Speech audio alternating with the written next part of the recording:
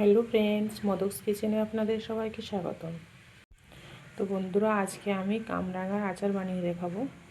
তার জন্য এখানে আমি বেশ কয়েকটা কামরাঙা নিয়েছি। এগুলো প্রথমে আমি কেটে নেব।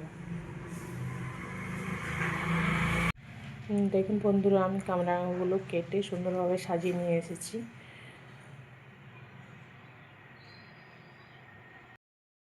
তো চলুন তাহলে রান্নাটা শুরু করা যাক। আশা করছি আপনাদের রেসিপিটা আজকে খুবই ভালো লাগবে।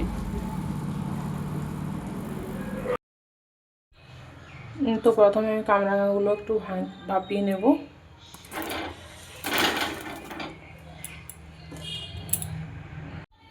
দিয়ে দেবো লবণ সামান্য পরিমাণে, সামান্য একটু হলুদের গুঁড়ো, বেশি দেবো না, সামান্য একটু।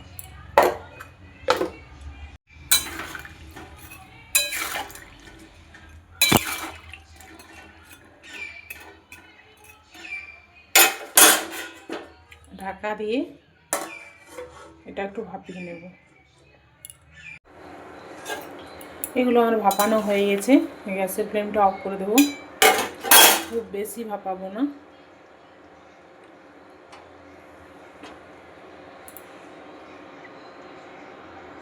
দিয়ে জলটা ছেঁকে নেব। এই দেখুন বন্ধুরা, আমি এর থেকে জলটা বের করে নিয়েছি। এবার এটা ঠান্ডা হওয়ার জন্য অপেক্ষা করব। তখনকে ভালোভাবে জলটা বেরিয়ে যাবে। আচারের জন্য একটা মশলা রেডি করে নেব। তার জন্য এখানে দিয়েছি গোটা সরষে, গোলমরিচ আর মৌরি, হাফ চামচ করে দিয়েছি।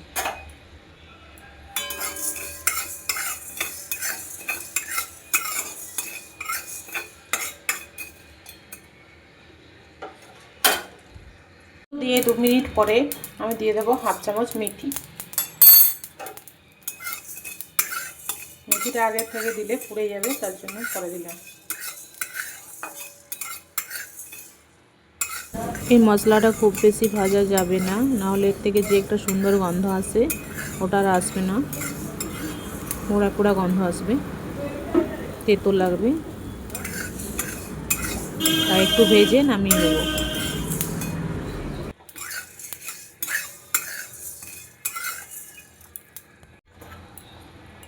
এগুলো একটু ঠান্ডা হয়ে গেলে গুঁড়ো করে নেব। এবার কড়াইতে দিয়ে দেবো সরষের তেল আচার বানানোর জন্য।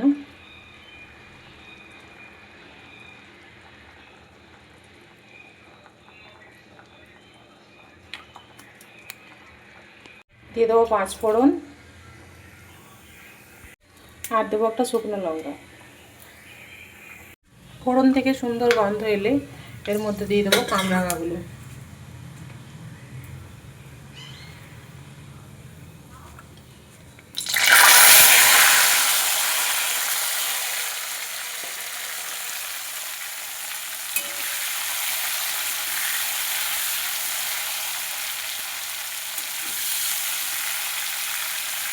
আচ্ছা, উঠিয়ে একটু ভেজে নেব।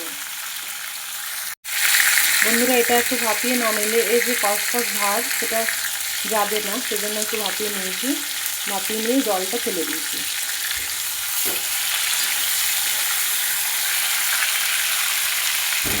হাই ফ্লেমে এগুলো খুব ভালোভাবে ভেজে নেব।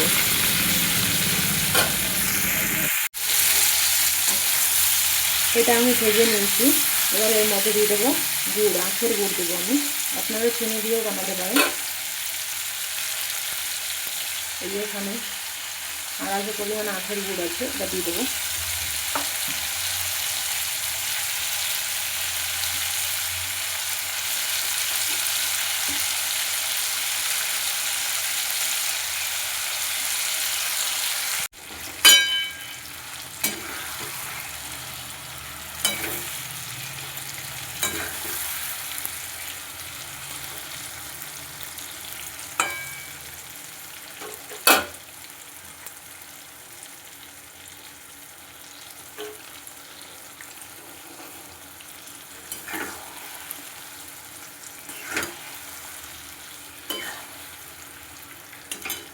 দিয়ে দেবো পরিমাণ মতো লবণ।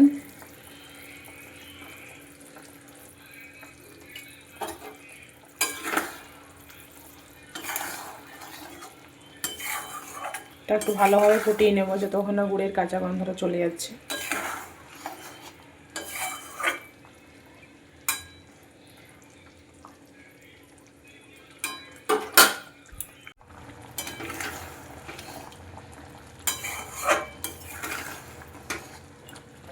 আচারটা আমার হয়ে গেছে, গ্যাসের ফ্লেমটা অফ করে দেবো।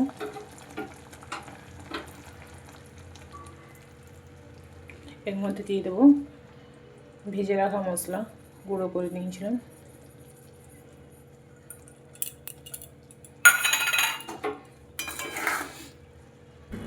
আচারের সঙ্গে মশলাটা খুব ভালোভাবে মিশিয়ে নেব।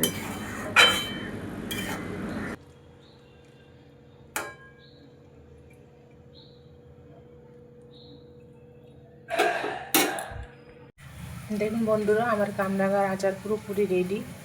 পুরো আমের আচারের মতো দেখতে লাগছে, খেতেও খুব টেস্টি হয় এটা।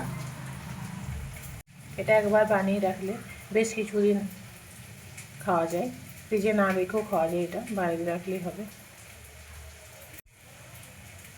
আর খুব টেস্টি হয়, টক মিষ্টি ঝাল। আপনারা যদি মিষ্টি কম খান তাহলে গুড়ের পরিমাণটা কমিয়ে দিতে পারেন, কিংবা চিনি দিয়েও বানিয়ে নিতে পারেন। এই দেখুন বন্ধুরা, দেখতে এবং খেতে কতটা লোভনীয় হয়েছে এটা।